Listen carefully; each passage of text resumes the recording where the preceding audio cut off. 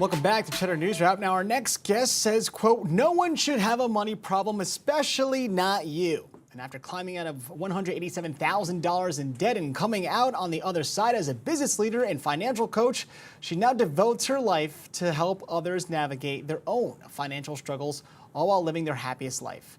Joining me now is Simone Milasas, best-selling author and entrepreneur. And Simone, what are some of the practical tools you use to get yourself out of debt within 2 years? So 187 grand gone in 2 years. Tell us how.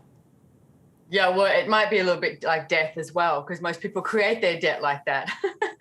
Look, I was definitely one of those people who used to just disregard money. I would disdain it. I didn't want to talk about it, etc. And then when I realized I was so in debt and I was avoiding looking at money, I went, you know what, I've got to start doing something different. So I think that's number one, is look at doing something different and being different. I mean, Einstein says that the definition of insanity is doing the same thing and expecting a different result. So I went, okay, I need to just change the way I look at this. So I came across Access Consciousness, and they have these amazing money tools in there, and I started using them, and they didn't make any sense to me, but I started using some of those tools. So number one was I started looking at, what is my point of view around money? Because I realized I was buying everybody else's point of view around money and not realizing, like, what is my point of view here? The 10% that you put away for you, it's a great tool. It's like every single dollar you earn, you put 10 cents away. That's just for you. So you call it an honor account. Now, this made absolutely no sense to me because I was so in debt, and I was like, I'm really just going to be putting 10% away. That's just for me. It's not for a rainy day. It's not to, pay the unexpected bill. It's not to help out a friend. It's literally you're putting it away just for you. So I made the demand of myself. I would do this for 3 months, and I would see, okay, what shows up after 3 months? And after 3 months, I looked at my accounts and I realized, I didn't have a great deal of money, but there was a different point of view I had and a different energy around money. It was more of a relaxation because I actually had this money sitting in my honor account. So that was one of the main tools I used that changed a lot for me. So it says getting out of debt joyfully. That's the name of the book. Usually when you hear debt, you don't hear joy too close to it. So what kind of mind shift change did you have to have, and what others should have when it comes to tackling debt? Look, I think so many people, and especially in the US, you have these massive, college funds that you've got to pay back, etc. And then I have spoken to so many people in the US who literally don't want to make money because somewhere, like in this, their point of view back here, they don't want to make money because all they're doing is paying off their debt.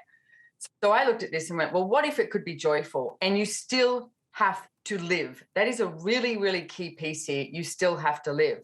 So if you are still living, but you're not ignoring and dismissing money, and you start to educate yourself on what it's like to have money, what it's like to enjoy money, like I said at the beginning, a different point of view. So that's why I did, or Joy of Business. It's like, I've always loved business. So that was my first book I wrote, Joy of Business, because I was like, wow, we get to create whatever we desire in the world through business. And then getting out of debt joyfully, I thought, why not make it joyful instead of this like heartache and this trauma and drama?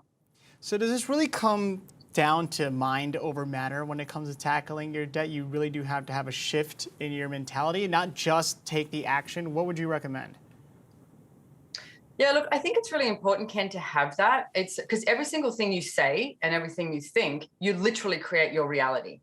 So the second, you're asking for money, and then maybe you see this great car go by and you go, oh, I could never afford that. Well, you've just uninvited money. So one of the things I used to do at the end of every day was I would destroy and uncreate the point of view of where I uninvited money today. And it doesn't mean that you have to go out and buy that car, but what I'd like to invite you to is being in question and asking a question. It's like, all right, what would it take for me to have this car in my life? What would it take for me to have more money? Like, what action can I take today that would have more revenue streams showing up? So you've got to be in question and not have this mindset of it's not possible. Because if you have that mindset of it's not possible, that's exactly what you're going to create. Now, my last question for you is, what would you tell a viewer who's watching, who's living to paycheck, facing record high inflation, is finding themselves under a mountain of debt, but they want to pay that debt off? Look, I honestly have been there, done that. I slept in a train station in Munich because I had no money. It's like sleeping on people's lounge room floors. I've done all of that.